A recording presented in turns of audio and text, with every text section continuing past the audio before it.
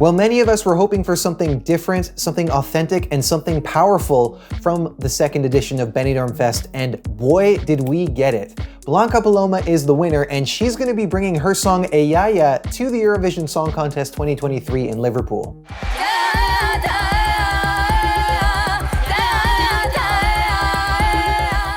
So this has been the first national selection winner that we've seen this season that's brought out this level of excitement in me. And it's not just because I was blown away by the original performance in the second semi-final, but also because of what it represents. Lately at Eurovision, we've seen these entries that draw inspiration from a country's musical traditions, but find a way to bring them into the 21st century. And you don't need to look much further than last year's winner's Ukraine to see that kind of approach in music. It seems that both fans and the voting public will respond well to these kinds of entries when they're done in an effective way, and this is undoubtedly effective. What we have here is an immensely talented performer who's bringing this beautiful ode to her late grandmother that's also deeply embedded in the traditions of Spanish flamenco, but also has this psychedelic synth bed going on underneath it all. And to top it off, a well-crafted stage performance that showcases Blanca's experience as a sonographer. This is great. This is the most excited that I've ever been about a Spanish entry.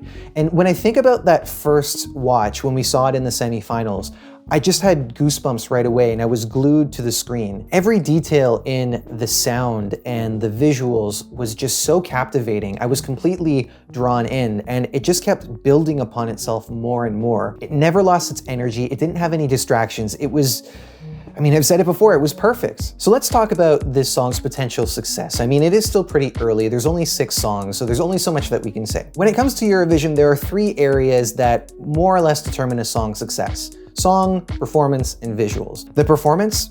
Out of this world. There isn't a moment where Blanca isn't in control. She's powerful, she's elegant, and she's incredibly magnetic. The visuals, again, very effective. There's no need to change anything beyond what they did already. What we're left with then is the song, and I think that that's going to be the determining factor in exactly how far this could go, but I also don't think that it's going to hold it back that much, because I think that there's still enough appeal here that the juries will respond to, and certainly could get lots of people in the televote behind as well. There have been people who have already said that it's not their thing, and I mean, I get it. It's not going to be a song for everyone, and I'm sure that you can make an argument about how accessible a song like this is going to be for a larger audience. But you know, that question was leveled at other entries that ended up doing really well. Personally, I think of my favorite entry from last year, Serbia. A lot of people said that Incorpore Sano was going to be too conceptual, it was going to go over people's heads and nobody was going to get it. But it ended up in 5th place with big support from the public. And then the year before we had Shum by Goe from Ukraine, another one that people had originally said was going to be a little too out there, too shouty,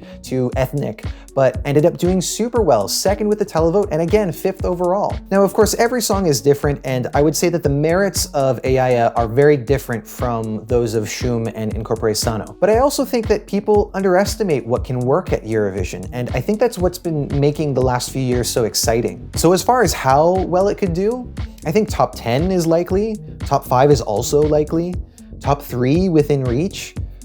Winner? Maybe. It's hard to think of it that way because we've never seen a winner like this. I mean, really, we've never seen a song that's like this.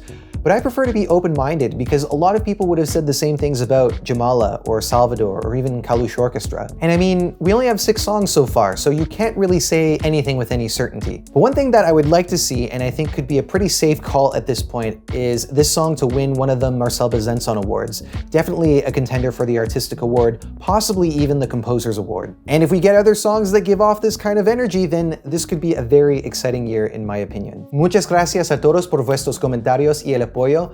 Enhorabuena Blanca y España, habéis elegido una propuesta que me hace tanta ilusión y estoy muy feliz por vosotros. Thank you all for watching. If you haven't done so already, I would love if you subscribe to the channel so that we can keep talking about the upcoming selections and Eurovision songs as they are released. Yes, there are a few that we haven't talked about yet, but all in due time. Hope to see you on the next one.